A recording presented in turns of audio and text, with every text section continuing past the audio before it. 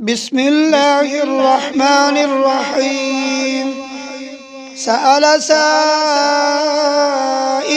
بعذاب واقع للكافرين ليس له دافع من الله ذي المعارج تعرج الملائكة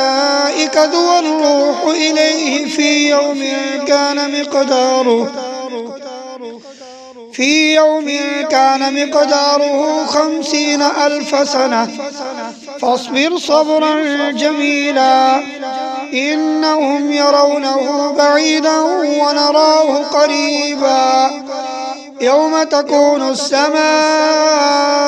كالمهل وتكون الجبال كالعهن ولا يسأل حميم حميما يبصرونهم يود المجرم لو يفتدي من عذاب يومئذ ببنيه وصاحبته وأخيه وفصيلته التي تؤويه ومن في الأرض جميعا ثم ينجيه كلا إنها لظى نزاعة للشوى تدعو من أدبر وتولى وجمع فأوعى إن الإنسان خلق هلوعا إذا مسه الشر جزوعا وإذا مسه الخير منوعا إلا المصلين الذين هم على صلاتهم دائمون والذين في أموالهم حق معلوم للسائل والمحروم والذين يصدقون بيوم الدين والذين هم من عذاب ربهم مشفقون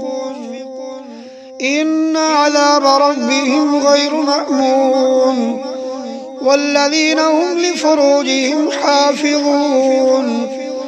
إلا على أزواجهم أو ما ملكت أيمانهم فإنهم غير ملومين فمن ابتغى وراء ذلك فأولئك هم العادون والذين هم لأماناتهم وعهدهم راعون والذين هم بشهاداتهم قائمون والذين هم على صلاتهم يحافظون أولئك في جنات مكرمون فما للذين كفروا قبلك مهطعين عن اليمين وعن الشمال عزين أيطمع كل امرئ منهم أن يدخل جنة نعيم كلا إنا خلقناهم مما يعلمون فلا أقسم برب المشارق والمغارب إنا لقادرون على أن نبدل خيرا منهم وما نحن بمسبوقين فذرهم يخوضوا ويلعبوا حتى يلاقوا يومهم الذي يوعدون يوم يخرجون من الأجداث سراعا كأنهم إلى نصب يوفضون خاشعة أبصارهم ترهقهم ذلة ذلك اليوم الذي كانوا يوعدون صدق الله العظيم.